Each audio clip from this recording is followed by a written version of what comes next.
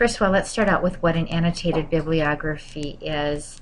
What it is it's a list of citations for books, articles, and documents. It has the citations followed by a brief, usually 150 words, but don't get stuck on this whole word total. I've seen it as much as 75 to 200. You get what you need in that area. It's just not a page long. Keep it in that area, perhaps 100 to 150 if it feels like you've been able to cover it. But it's descriptive and evaluative paragraph. That's the annotation. Essentially what we're looking at here is it really has two elements to it. And I'm sure you're all familiar with annotating. You've done annotating in your classes, and in my classes we've done some annotating where we've annotated the text, had some dialogue with the text. What did the text say? So that's part of it. And then the other part is that bibliography, which is that list of sources, including the citation, whether it's your books, your article, documents, and it's putting those two pieces or elements together in a combined document. So when you hear that you're looking at an annotated bibliography, you're looking for something more than just a list of the source citations. What you're looking for is annotations, or that summary and evaluation of the source. The purpose of the annotation is to inform the reader of the relevance, accuracy, and the quality of the source cited. You're going to find that there'll be classes that will require you to do research, and often they'll ask you not necessarily for a paper. They may ask you just for an annotated bibliography. It's a useful way to start research projects. It gets you in the process of collecting and summarizing your sources that you'll use later. It's a fabulous tool to help you do a lot of your work up front, so when you go to write the paper, you have already had some dialogue with the text, you understand what the text is, you have annotated, and you have that list of citations. So it's a tool for you, but you may even find that you're doing it just as an assignment in a class, or it may be assigned to you in addition to a research paper. Either way, that the annotation is a really good way for you to organize your source material.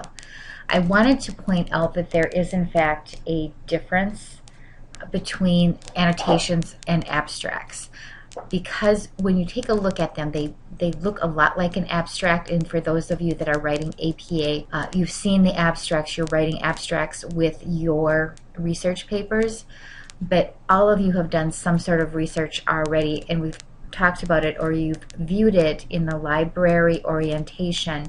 The abstracts that you see presented in the databases on journal articles, and you read those first. You take a peek at those and you get some perspective as to whether or not you want to read the rest of that source, relevant or not. But the difference here is abstracts are the purely descriptive summaries that are often found at the beginning of scholarly journals, articles, and in periodical indexes, and those I know you're familiar with reading those. Whereas annotations are descriptive, they're critical, and they're intended to expose the author's point of view, clarity, and appropriateness of expression and authority.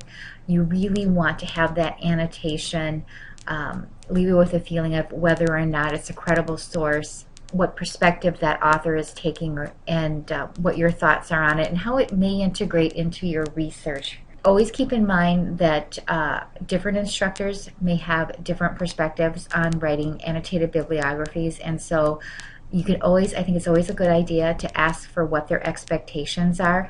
When I get to the end of this PowerPoint, we're going to take a quick peek over at Purdue OWL. I always refer you back to that source. It has, whenever you're working on something and you have a question, or just to even have that browser open, that you can take a peek at some of the rules, that when you're using a style guide, it will guide you in the different elements of format. There's two parts here, the summary and the evaluation.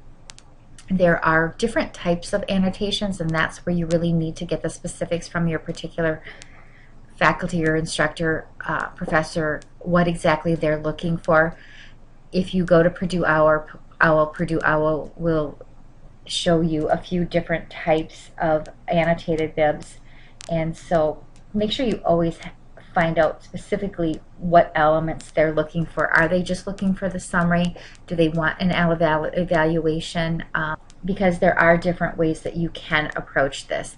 Now I'm going to show you what my expectations. I like the summary, and then I like in one paragraph a short summary, and then the secondary element here is that evaluation of the source, the author, taking a look at bias, if there's a lack of evidence, whether or not you see limitations that exist with the particular study, journal, opinion, and get that really, I feel, will help you prep for when you're going back to look at sources to integrate into your research paper. It's part of the research process. Creating an annotated bibliography calls for the application of a variety of intellectual skills. You will use concise exposition. I'm only looking for a paragraph, 150 words max, 200.